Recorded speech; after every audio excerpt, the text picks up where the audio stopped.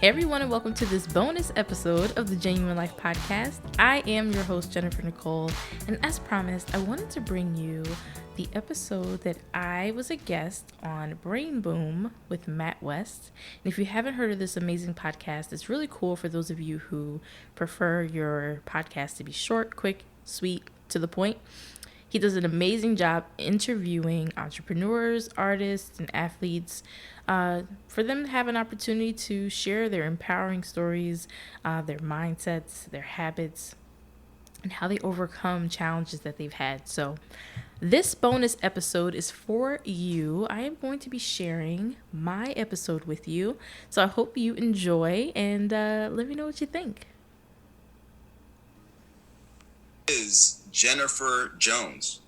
Yes, so I am a fun, creative dog mom to a sassy Bichon named Puffy, who loves to keep me busy for sure, but I'm someone who loves to leave people better than I found them, and I was born and raised in New Jersey, kind of moved around a little bit, and have just officially elected myself as a positivity promoter, especially out on social media. So I like to think of myself as this hodgepodge of positivity, if you will. I like that. A hodgepodge of positivity. So tell me a little bit more about what exactly that is and what exactly you do.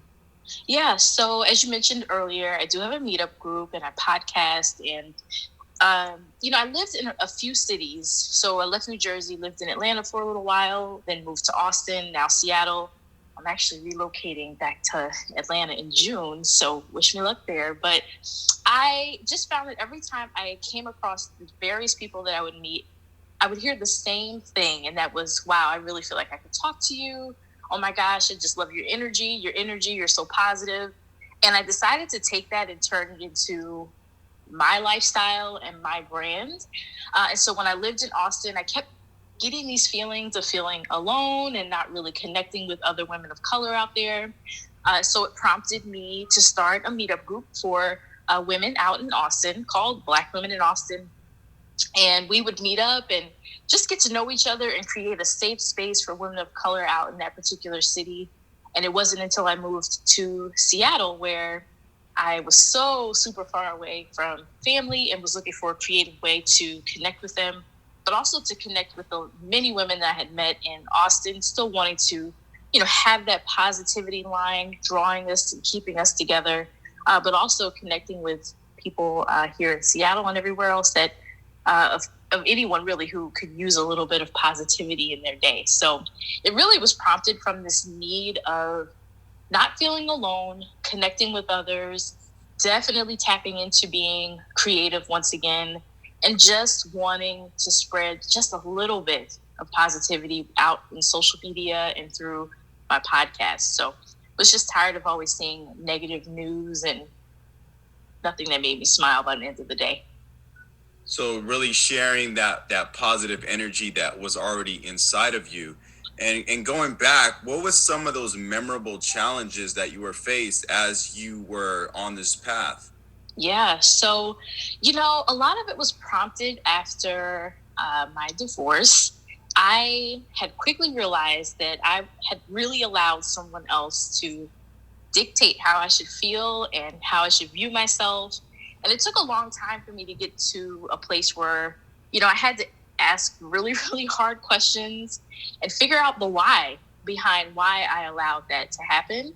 And once I came to it, I was determined and made it my mission to make sure that people feel valued whenever they left me and that they were safe to be authentic and true to themselves in everything that they do. Because I think a lot of times we begin to question who we are if we get in the wrong circle, or maybe we're matched up with someone that's not particularly for us. And that doesn't necessarily mean a loving relationship. It could be a friendship. It could be our family sometimes, where we start to question things and wonder who we are and where we fit into different circles. But I think one of the things that drove me to really bottle up this positivity and hand it out was that I never, ever fit into one circle. I had friends all over the place and I met unique people everywhere. And I always seemed to be able to adapt and fit into those different situations. And so what I try to push people to do and strive to share through my podcast and through the meetup events is that you don't have to be a certain way to fit into everywhere. You can totally be yourself, and the right people will be drawn to you. The right opportunities will come your way, because every blessing that's meant for us has our names on it out there. We just literally have to walk in it. So I help people find that. I like how you put that, walk into the blessings, right? Not chase the blessings, but have the blessings be a part of who you are, your authentic self. For sure. Because they're there, and that's what I realized too. Once I started being who Jennifer really, really was, without the influence of others or what other people might think, everything that was meant for me naturally comes my way without me fighting for it. And I've also gotten to a place now where if something I want doesn't come my way, I'm comfortable with that, because I know maybe it wasn't meant for me or the timing isn't right. So it just makes life a little bit easier, much less stressful, when you realize that whatever comes your way was totally meant for you, and you're in full control of what you want out of life.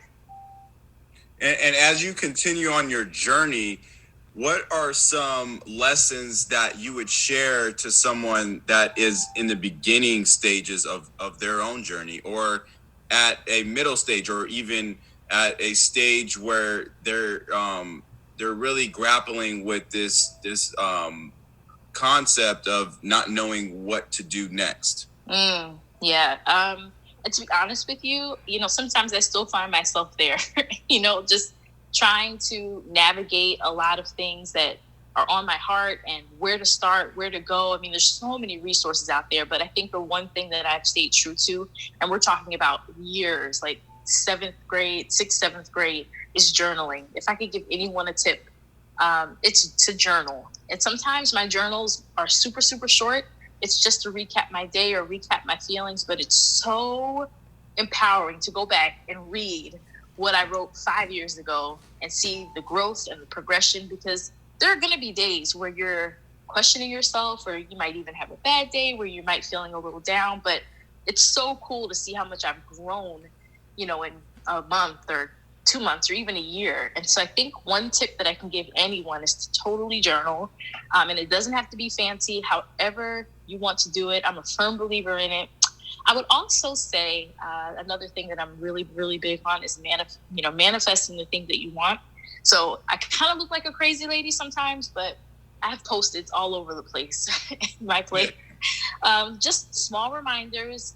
I have one by my door where I literally, it's super short, but it just says, "You're fun to be around." Because when I was growing up, and even when I was married, I always felt like I was a burden to someone, or that I was too much, or just too extra. And I've left myself a note every time I walk out the door. It's just a reminder that, one, I'm enough and I'm fun to be around. And so just those little things you have to practice every day, but it makes things so much easier.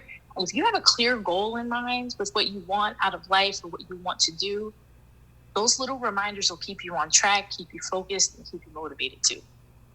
Well, I hope you all enjoyed my guest appearance on Matt West's podcast called Brain Boom.